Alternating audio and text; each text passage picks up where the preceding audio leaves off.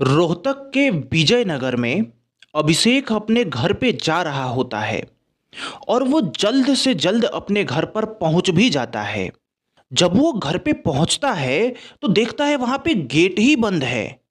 अब अभिषेक हैरान हो जाता है।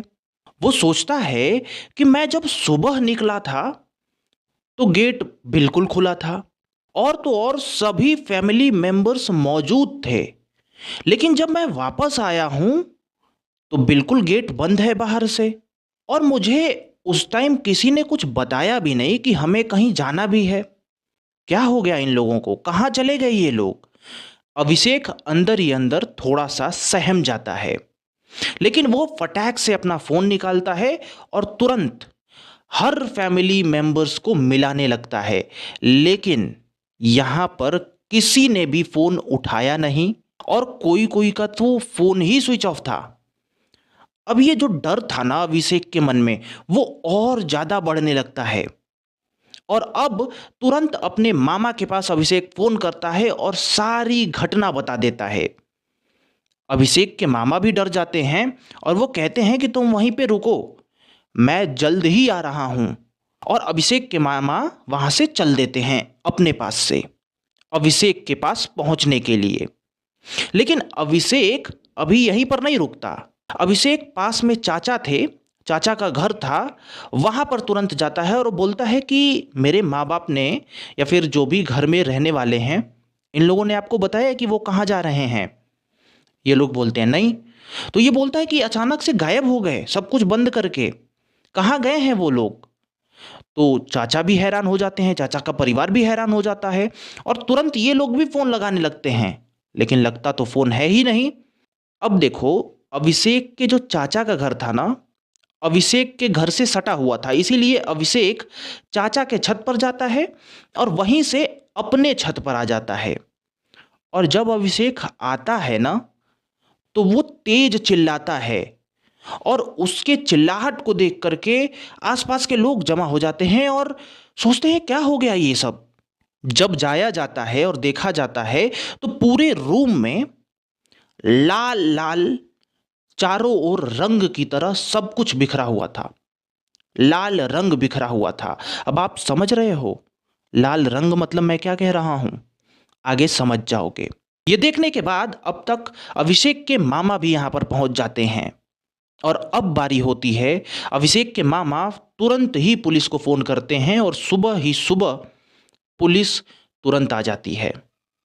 अब पुलिस के आने के बाद पुलिस इन्वेस्टिगेशन में लग जाती है और पुलिस जो हैरान होती है इस घटना को सॉल्व करने के बाद, शायद बहुत हैरान हो जाती है। लोग जब सुनते हैं कि यह घटना किसने अंजाम दी है, हैरान हो जाते हैं, हैरान नहीं परेशान हो जाते हैं। और वो कभी सपने में भी नहीं सोचे थे कि ऐसा कोई कर सकता है। क्या हुआ, किस तरीके से इन्वेस्टिगेशन चालू हुआ, जरा विस्तार से देखिएगा। सबसे पहले पुलिस सोचती है कि शायद इस घर में चोरी की गई है और चोरी की वजह से ही ये सब हुआ है। लेकिन पुलिस जब घर को देखती है तो चोरी कुछ किया ही नहीं गया था। हद तो तब हो जाती है जब पुलिस सोचती है कि ये चोर आखिर आया होता और ये सब किया होता तो वो गेट बंद करके क्यों भागता? वो तो काम पूरा होने के बाद भाग ही जाता। दूसरा, पुलिस ये सोचती है कि हो सकता है कि जो इसके पिताजी हैं वो एक बहुत बड़े प्रॉपर्टी डीलर हैं, करोड़ों की प्रॉपर्टीज डील होती हैं, बहुत बड़े आदमी हैं।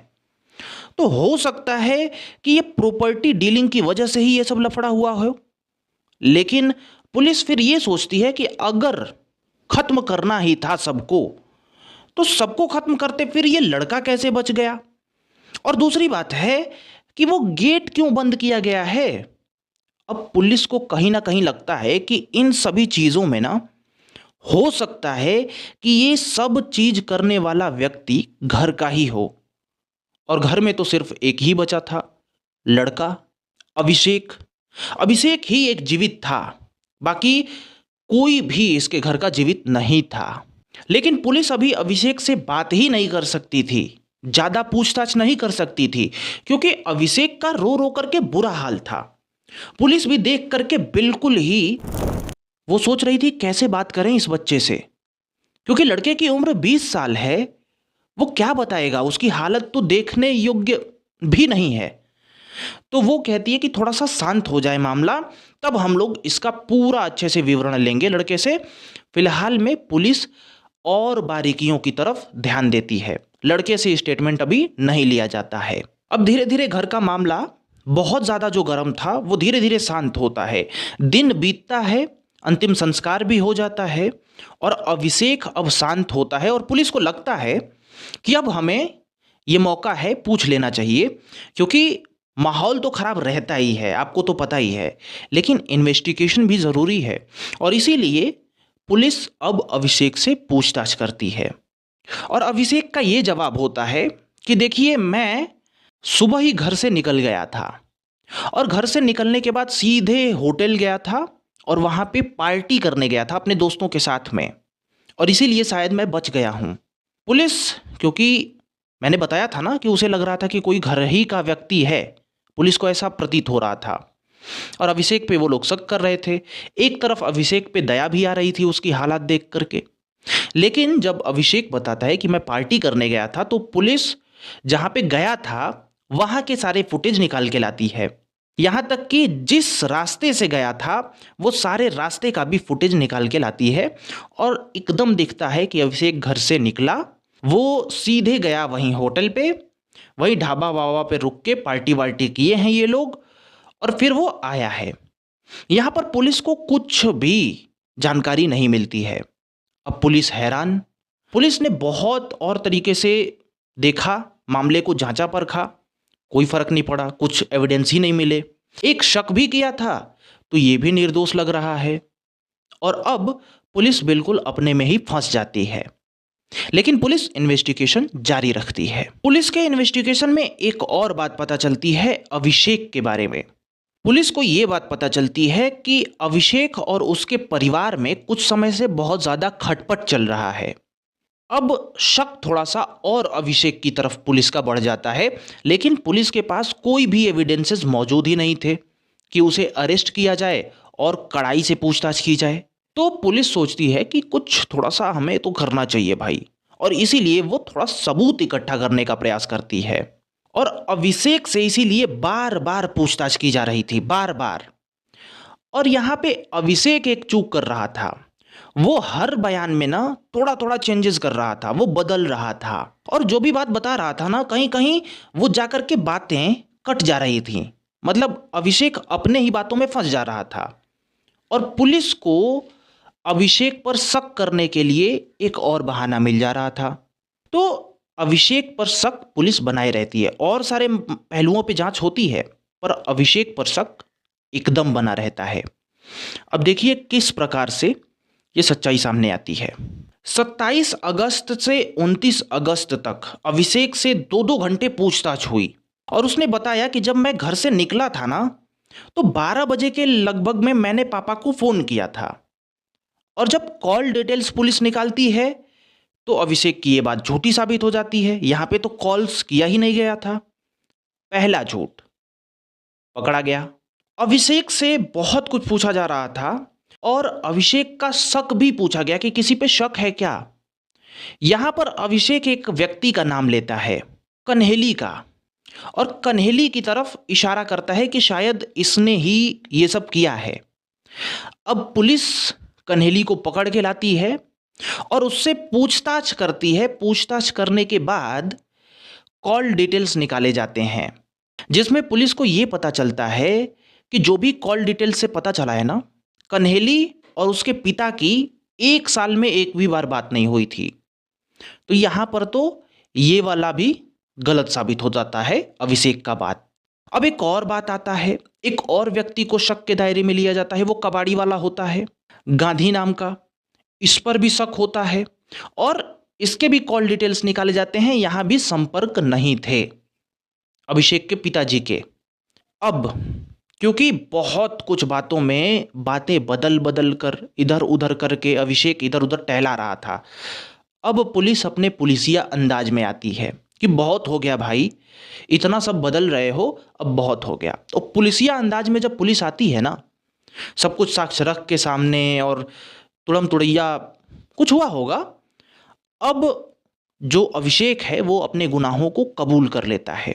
3 बजे ये अपने गुनाहों को कबूल करता है और कहता है कि हाँ, जो भी किया है ना वो मैंने किया है, मैंने ही किया है और मैंने ही अपने पूरे परिवार को समाप्त कर दिया।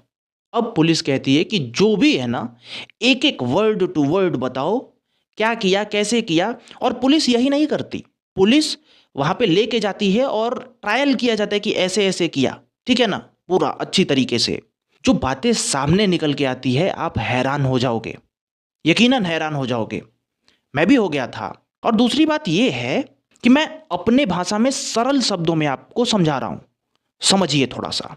अभी तक आपने देखा है कि अभिषेक को एक लड़का मान के हम लोग चल रहे थे, लेकिन अभिषेक एक लड़का तो था, लेकिन उसके मन में लड़की वाले भाव थे, यानी वो समलैंगिक था।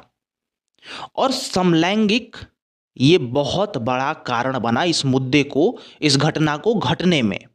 दरअसल देखिए, जो अभिषेक है वो दिल्ली जाता है केबिन क्रू के कोर्स के लिए, और दिल्ली में वो अपने जेंडर चेंज करवाने के लिए घर वालों से पैसा मांगता है कि मुझे जेंडर अपना चेंज करवाना है, मुझे 5 लाख रुपए चाहिए है। घर वाले इस बात का विरोध करते हैं, लेकिन यहां पे ये अभिषेक अपना जेंडर चेंज करने वाली बातों को लेकर के अडिग रहता है। अब यहीं से घर वालों को भी पता चला कि इसकी मानसिकता है ना वो समलैंगिकता की ओर जा रही है। हालांकि घर वाले बिल्कुल सपोर्ट नहीं करते थे। कहानी आगे बढ़ती है। इसकी एक दोस्त से दोस्ती होती है और वो भी कुछ ऐसी ही विचारधारा वाला था। इन दोनों में आपसी सहमति से संबंध भी बनते हैं, यानी ये मामला पीक पर पहुंच जाता है। आप समझ सकते हो ना किस बारे में मैं बात कर रहा हूं। ये घटना के होने से पहले तो अभिषेक है वो होटल एक गया होता है, वो वहां से आ जाता है दिल्ली से, तब की बात है। दिल्ली में गया, कोर्स किया, फिर वापस आ गया, यहां पे आके बीए करने लगा। और अब ये घटना से पहले 2-3 दिन पहले होटल जाता है और वहां पे लड़के के साथ में रहता है, ठीक है ना। और जब आता है इधर तो एक बार इसके परिवार में इस बात के लिए झगड़ा हुआ था क्योंकि अभिषेक ने अपने चेस्ट पे एक लड़के का नाम लिखवा रखा था, टैटू बनवा रखा था नाम का। ये इसके पिता देखते हैं और इसको पीटते भी हैं, ठीक है, कि ये सब क्या बेवकूफ वाली हरकत कर रहे हो तुम, क्योंकि उसके पिता को समलैंगिकता पसंद नहीं थी। हालांकि ये तो था ही, लेकिन अब नहीं होती तो नहीं होती। खैर जो भी है, अब घर में ये जो बात है ना वो ज्यादा बढ़ रही थी और इसीलिए लड़के की नानी भी लड़के के घर आई थी, जो कि अभी भगवान के पास चली गई हैं। लेकिन लड़के की नानी घर पे आई थी लड़के को समझाने के लिए, अभिषेक को समझाने के लिए, ठीक है, कि वो बात अच्छे से समझेगा और सब कुछ छोड़ देगा ये सब करना। पर अभिषेक पूरा एक ही बात की रट थी उसकी कि हमें तो भाई जेंडर अपना चेंज करवाना है किसी भी कीमत पर। कोई भी घर का व्यक्ति मान नहीं रहा था, इसीलिए अब अभिषेक के मन में कुछ अलग थॉट्स आने लगते हैं कि इनको हटाओ रास्ते से।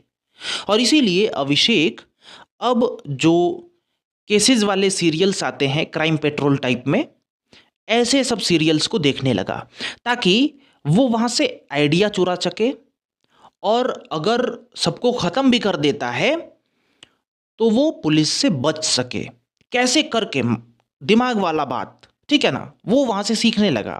और उसके बाद वो दिन भी आ जाता है जब वो तय करता है कि अब हमें ये कांड करना चाहिए और प्लानिंग के साथ करना चाहिए।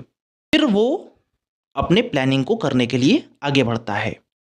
यहां पे मैं एक और बात बता दूं आपको। अभिषेक अपनी बहन पे खास तौर से भड़का होता है। अभिषेक को लग रहा होता है कि मेरी जो बात है ना, जो समलैंगिकता वाली बात है, जिससे मुझे घर वाले अपना लिंग परिवर्तन नहीं करने दे रहे, इसमें उसकी बहन का भी हाथ है। वो अपने घर वालों को चढ़ाती है, मेरे बारे में भड़काती है और घर वाले मेरे बारे में भड़कते हैं, और इसी वजह से अपनी बहन पे खास तौर से गुस्सा होता है।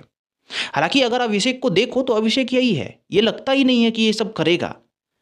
पर अब जो होने वाला है आप देख करके हैरान होने वाले हो। अभिषेक एक दिन टीवी का वॉल्यूम पूरा तेज कर देता है ताकि वो घर में जो भी कुछ करे घर की आवाज बाहर ना जाए, दूसरे की कानों तक ना जाए। अब सबसे पहले अभिषेक अपने फर्स्ट फ्लोर यानी छत वाले फ्लोर पे जाता है, जहां पे उसकी बहन तमन्ना लेटी होती है, सोई होती है। क्योंकि उसके घर में एक बंदूक भी थी और वो चलाने भी जानता था, सेफ्टी पर्पस के लिए उसके पिता ने ही उसे सिखा रखा था। पूरे परिवार को आता था कि इसे कैसे यूज करते हैं सेफ्टी पर्पस के लिए। तो वो गन इसके पास थी, वो जाता है और यहां रखता है, और उसके बाद तो आप समझ सकते हो अब जो भी उसके साथ करता है। फिर उसके बाद ये आवाज सुनती हैं, जब नानी आई होती हैं समझाने के लिए, वो तुरंत ऊपर आती हैं रूम में और देखती हैं और कहती हैं ये क्या कर डाला तूने।